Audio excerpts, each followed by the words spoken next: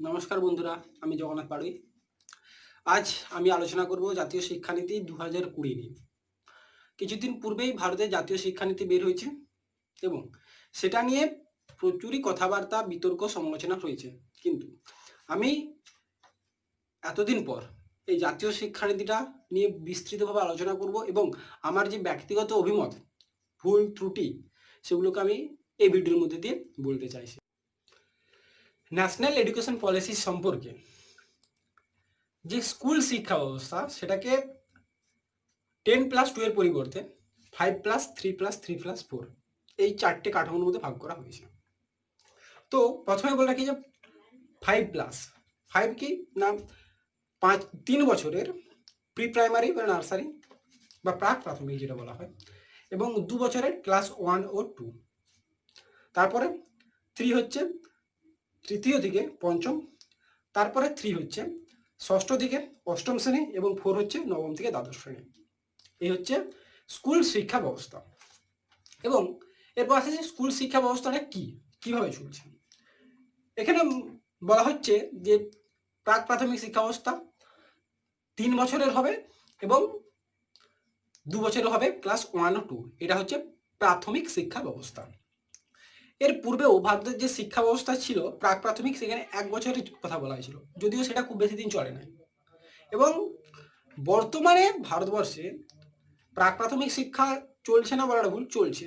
বেশিরভাগ ক্ষেত্রে বেসরকারি যে স্কুলগুলো রয়েছে, বেসরকারি প্রতিষ্ঠানগুলো, তারা প্রাক প্রাথমিক শিক্ষাটাকে পরিচালনা করে থাকে। ক্লাস KG1, KG2, KG3 এভাবে পড়া থাকে। তো এই জাতীয় শিক্ষানীতি 2020-তে প্রাক প্রাথমিক শিক্ষাতে জোর দেওয়া হয়েছে এবং কি বলছে যে অঙ্গনওয়াড়ির যে সমস্ত কর্মীরা, তারা এই প্রাক প্রাথমিক শিক্ষার ব্যবস্থা নেবে। তো এখানে প্রশ্ন একটা আসছে যে অঙ্গনওয়াড়ির কর্মী, সেখানে পরিকাঠামো কিরকম রয়েছে, সেখানে যারা পড়াশোনাও দেবে তাদের প্রশিক্ষণ, তাদের কতটা, এই সমস্ত বিষয়গুলো থেকে যাচ্ছে।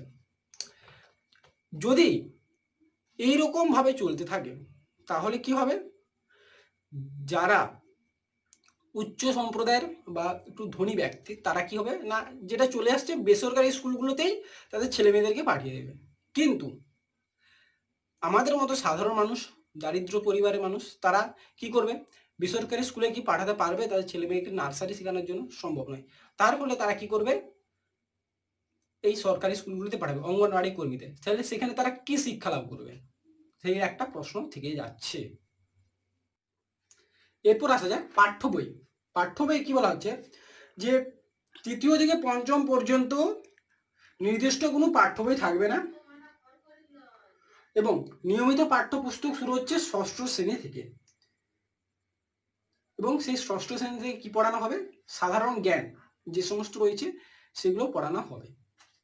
এখন কথা হচ্ছে যে শুধুমাত্র পড়াশোনাটা কি স্কুল নির্ভরই হবে, মানে বাড়িতে এসে ছেলেমেয়েরা কিছুই পড়বে না, কিছুই শিখবে না, কিছুই জানতে পারবে না, এইরকম একটা ব্যবস্থা হতে চলেছে।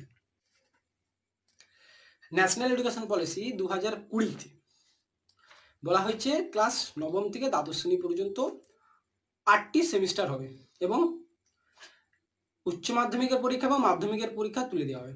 তার কারণ কি না, বোর্ডের পরীক্ষাতে ছেলে মেয়েদের যথেষ্ট চাপের সম্মুখীন হতে হয়। অভিনব ব্যবস্থা, দুটো বোর্ডের পরীক্ষা তুলে দেওয়ার জন্য 8টে সেমিস্টার দিতে হবে, সত্যি। এবং সেই যে 8টে সেমিস্টার দিবে, কারা দিবে, 13 থেকে 18 বছরের ছেলে মেয়েরা। আমরা কলেজ স্টুডেন্ট, ক্লাস কলেজ স্টুডেন্টরা হয়ে সেমিস্টার সিস্টেম সামলাতে গিয়ে নাজেহাল অবস্থা। সেখানে এই নাবালিক ছেলে মেয়েগুলো কি পরীক্ষা দিবে সেমিস্টার সিস্টেমে?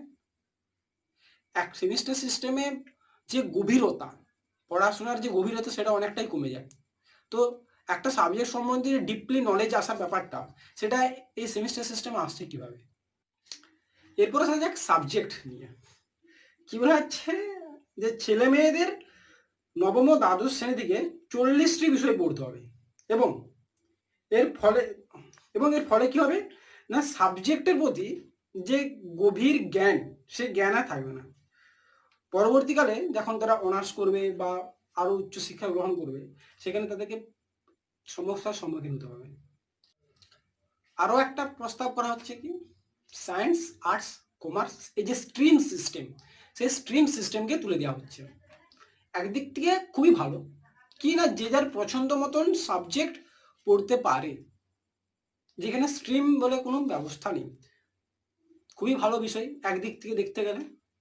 কিন্তু আমার প্রশ্ন হচ্ছে এটাই, একজন ফিজিক্সের স্টুডেন্ট সে ইতিহাস পড়ে বা সংস্কৃত পড়ে বা ফ্যাশন ডিজাইনিং পড়ে সে কি করবে?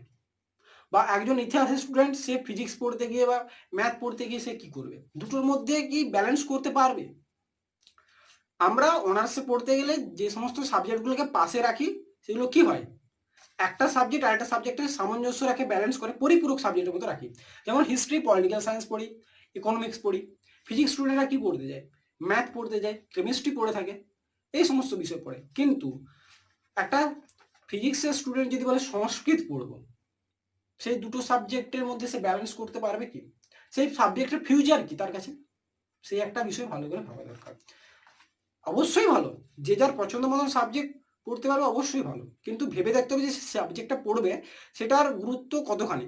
তার ফলে তাকে আগে থেকেই ভেবে নিতে হবে যে আমি কোনটা পড়বো, কোনটাতে গেলে আমার ফিউচার, এবং সেই অত্যন্ত কম বয়সে। এরপর আরেকটা জিনিস আসছে, সেটা হলো শিক্ষার উদ্দেশ্য। শিক্ষার উদ্দেশ্যটা কি? শিক্ষার উদ্দেশ্য হচ্ছে মানবিকতার তৈরি করা, নৈতিকতার শিক্ষা, জ্ঞান অর্জনের শিক্ষা, মানুষত্বের শিক্ষা, সে হচ্ছে শিক্ষা। আসলে শিক্ষা সেটাই, আমাদের তো সেটাই জানা আছে। বিবেকানন্দ, রবীন্দ্রনাথ ঠাকুর, সকলেই তো এই শিক্ষার কথাই বলেছে। কিন্তু এই শিক্ষা ব্যবস্থাতে অনেকটাই বৃত্তিমুখীকরণের একটা প্রচেষ্টা দেখা যায়। অবশ্যই ভালো, বৃত্তিমুখীকরণটা খারাপ না। আমার কিন্তু কথা হচ্ছে এটাই যে অতিরিক্ত বৃত্তিমুখীকরণ করতে গিয়ে শিক্ষার যে মূল উদ্দেশ্য, মানুষ গঠনের যে শিক্ষা, সেই শিক্ষা ব্যবস্থাটাকে কি লঘু করে দেখা হচ্ছে না শিক্ষা ব্যবস্থাতে? সেটা একটা ভেবে দেখা দরকার। শিক্ষা জ্ঞান অর্জনের জন্য শিক্ষা। আমরা একটা বিষয় খুব ভালো করে জানি যে আমাদের দেশের স্কুল স্তরে পাস ফেল নেই, বোর্ডে আছে একদম। কিন্তু পাস ও ফেলের প্রয়োজনীয়তা কতটা সেটা জানা দরকার। পাস ফেল কেন তুলে দেওয়া হয়েছিল? ড্রপ আউট কমানোর জন্য। কিন্তু ড্রপ আউট কি কমে গেছে? কমেনি। তা সত্ত্বেও পাস ফেলটা তারা চালু করছে না। কিন্তু পাস ফেলের প্রয়োজনীয়তা রয়েছে। যে প্রাথমিক শিক্ষা স্তরের যে ভিত, সেই ভিতটাই নষ্ট হয়ে যাবে যদি পাস ফেল থাকে। কিন্তু ন্যাশনাল এডুকেশন পলিসিতে সেই পাস ফেল চালু করার ব্যাপারে কোনো কিছুই বলা হচ্ছে না আমার মতন স্যার। পাস ফেল প্রাথমিক স্তরে খুবই দরকার, যার ফলে একটা ছাত্র প্রথম থেকেই অত্যন্ত শক্তিশালী মেধাবী হতে পারে এবং কি পড়াশোনার আগ্রহ বেড়ে থাকে, স্যার বা ম্যামেদের পড়ানোর আগ্রহ বাড়তে থাকে। কিন্তু এই যে পাস ফেল না থাকার বিষয়টা অত্যন্ত বাজে জিনিস আমার মতানুসারে। তো ন্যাশনাল এডুকেশন পলিসি নিয়ে একটা বিরাট কথা বলা হয়ে থাকে যে এটা নাকি কেন্দ্রীয়করণের একটা প্রক্রিয়া। শিক্ষা ব্যবস্থাটাকে সমগ্রভাবে কেন্দ্রীয় সরকারের অধীনে নিয়ে আসার একটা প্রক্রিয়া হচ্ছে ন্যাশনাল এডুকেশন পলিসি। তো সেটা যদি দেখতে যাই, এখানে বলা হচ্ছে ন্যাশনাল এডুকেশন কমিশন নামক একটি কেন্দ্রীয় সংস্থা গঠন করবে এবং সেই কেন্দ্রীয় সংস্থায় শিক্ষা ব্যবস্থাটাকে পরিচালনা করবে। এবং সেই কেন্দ্রীয় সংস্থার যিনি চেয়ারপারসন হবে তিনি হচ্ছে আমাদের দেশের প্রধানমন্ত্রী। ভাইস চেয়ারপারসন কে হবে? কেন্দ্রীয় শিক্ষামন্ত্রী। এছাড়াও কিছু সচিব, ক্যাবিনেটের আরো মন্ত্রীরা রয়েছে তারা হবে, এবং কয়েকজন রাজ্যের মুখ্যমন্ত্রীরা। এবং এটা আরো বলা হচ্ছে যে উচ্চ শিক্ষা স্তরে মানে কলেজ স্তরে বা তার পরবর্তীকালে শিক্ষা ব্যবস্থায় যেটা রাজ্য সরকার, তাদের কোনো ভূমিকা থাকবে না, তাদের সিদ্ধান্তের কোনো দাম থাকবে না, শুধুমাত্র কেন্দ্র সরকারের কথার একমাত্র দাম থাকবে। তো শিক্ষা তো একটা যুগ্ম ব্যবস্থা, অর্থাৎ রাজ্য এবং কেন্দ্র দুজনের সমান অধিকার আছে। কিন্তু এই যে ব্যবস্থার কথা এখানে বলা হচ্ছে, সেখানে কেন্দ্রের যে ক্ষমতাটা সেটা অনেক বাড়িয়ে দেওয়া হচ্ছে। তার ফলে এই যে শিক্ষা ব্যবস্থাটা শুধুমাত্র কেন্দ্রীয় সরকারের এবং প্রধানমন্ত্রীর দ্বারা পরিচালিত হবে, তারা যেটাই চাইবে সেইভাবেই শিক্ষা ব্যবস্থা পরিচালিত হবে।